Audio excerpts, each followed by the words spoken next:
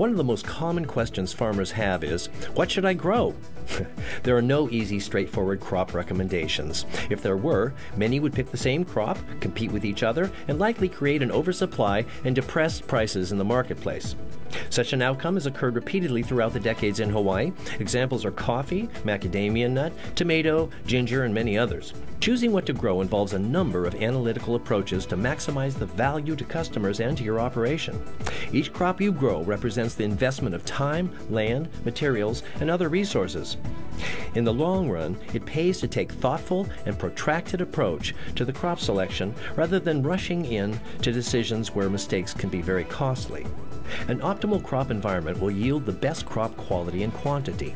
Aquaponic farmers don't need to consider factors such as soil type, irrigation, the history and use of the land, like terrestrial farmers do. Other factors, including rainfall, temperature, slope, sun, and wind exposure, are still relevant to crop choice, particularly if the new farmer won't have a greenhouse. An assessment of current and potential crop pests and diseases and control agents available and permitted will also assist in planning. Consulting with crop experts such as the University of Hawaii Cooperative Extension agents, commodity group leaders, experienced farmers, and private crop consultants can point the way to wise crop selections. Finally, there is no substitute for trials of promising crops on a specific farm site to find what will perform best. A new farmer can ask family, friends, and existing customers which products they are looking for that are not readily available from local sources. Visits to local retailers, farmers markets, and restaurants provide first-hand experience of what is and is not available.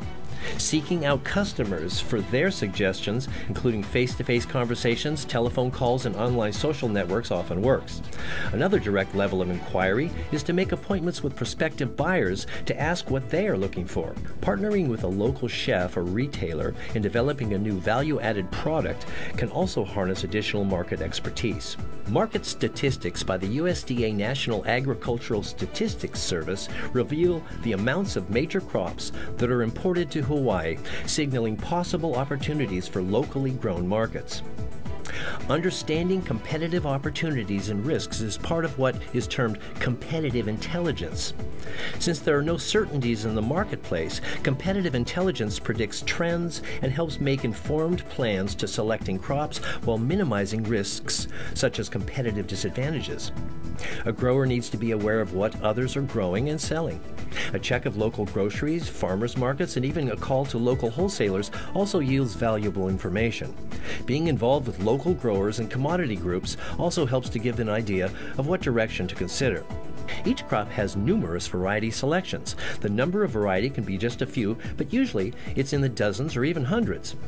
Every variety has its own environmental requirements and quality characteristics. The wide selection allows for myriad possibilities of selecting varieties that stand out from the mainstream.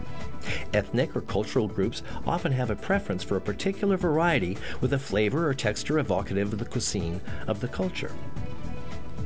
There is nothing that adds value more to products than the dedication of personal investment of the producer. This manifests in more awareness of crop health, better management, innovations that improve product quality, and enthusiastic service. Adding value often comes down to a customer's experience of the product. A crop that a producer has an affinity for is more likely to succeed. Some of the most successful farmers have a passion for their product that borders on obsession. Packaging is the physical container that is used to portion out, protect, transport, store, and sell the product. Depending on where a farmer sells his products, the packaging can be simple or sophisticated. Labeling consists of written or graphic communications on or associated with the packaging. State and federal laws regulate the content and size of labels. For specific and current requirements for product labeling, it's highly recommended to consult the Hawaii Department of Health, Food, and Drug Branch. FDA has labeling guidelines as well. Branding identifies the producer's goods and services through names, design, graphics, and other features of labeling, packaging, and advertising. Product identification reflects on and mirrors the producer's farm or processing location, the farm or company identity and history, as well as telling stories that help customers better understand the company and its products. Regional associations and ethnic heritage are also used for branding and marketing goods or services. By building a unique identity for the producer, good branding potentially adds value to the producer's entire product line, including innovative products that are unfamiliar to the customer. Branding involves significant thought and planning, including company and product names, logo, and the personality of text and imagery. It is costly and time-consuming to change these once they have been established. As with many aspects of running a business, it is often a good investment to hire a professional to help develop a brand identity. Now, how one uses branding to differentiate a product from others depends upon the product's strengths that are emphasized for a given market.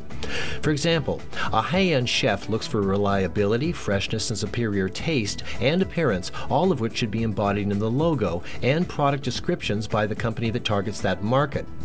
In short, branding should always play to product strengths in the mind of the customers. Independent certifications and testimonials can go a long way in differentiating locally produced artisan products from mainstream counterparts, and in many cases can increase the price customers are willing to pay. Agricultural, product, and regional certifications require compliance with a specific set of standards, documentation and record keeping, and usually require site inspections. Each certification has its own costs in terms of time, resources, and fees, and its own benefits in terms of the value customers place on them. Studies comparing certified organic with non-organic food show that the price premium for organic is usually below 30%, although in certain cases it can be much more, even exceeding 100%. Small enterprises that sell directly to customers often see that the extra work of independent certification is a hassle with questionable value. Instead, they educate their customers directly through product description, advertising, and one-on-one conversations. Thanks for watching this movie. It's been funded by the USDA's Agriculture Marketing Services Federal State Marketing Improvement Program and the Hawaii Department of Agriculture. The information in this movie is for the viewer's reference only. The Hawaii Department of Agriculture does not guarantee its full accuracy. A new farmer should do his own due diligence before starting a farm.